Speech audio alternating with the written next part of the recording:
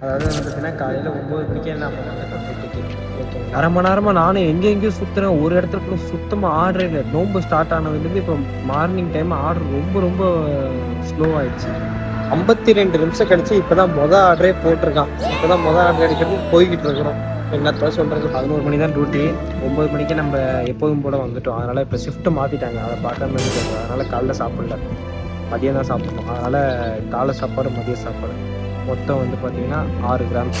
இதுதான் காலை மதியம். ஒரு சில பேர்லாம் இந்த பண்ணும் இந்த ஜூஸும் குடிச்சிட்டு தான் வண்டி ஓட்டுறாங்க. நானும் அப்படி தான் ஃபஸ்ட்டு ஓட்டிகிட்டு இருந்தேன். இப்போ இன்றைக்கி ரொம்ப பசின்றதுனால காலை சாப்பாடு மதிய சாப்பாடு இதுதான். துபாயில் வந்து நல்லா சம்பாதிக்கணும்னு நினைக்கிற எல்லாருக்குமே வந்து ஒரே ஒரு லெசன் மட்டும் சொல்லிக்கிறேன்.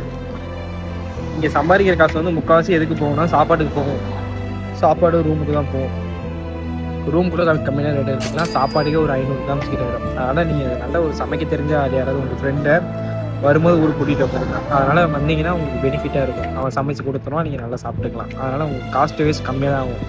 மாதத்துக்கே 150 கிராம்ஸ் தான் ஆகும். அப்போ ஒரு 350 கிராம்ஸ் உங்களுக்கு சேவிங்ஸாக தான் ஆகும். 350 கிராம்ஸ் நம்ம ஒரு காஸ்ட்டு பார்க்கும்போது கொஞ்சம் அதிகமாக தான் வரும். ஹாய் நண்பா, இப்போ வந்து பார்த்தீங்கன்னா 160 ரூபாய்க்கு ஓட்டியிருக்கோம். 20 ரூபா ரூமு, 15 ரூபா பெட்ரோலு, 6 ரூபா சாப்பாடு. மைனஸ் பண்ணோன்னா ஒரு 119 ரூபா வரும். இது நம்ம ஒரு காசு கன்வெர்ட் பண்ணோன்னா ஒரு 2930 ரூபா. டே 81ஓட ப்ராஃபிட்டு. டே 82 பார்க்கலாம்.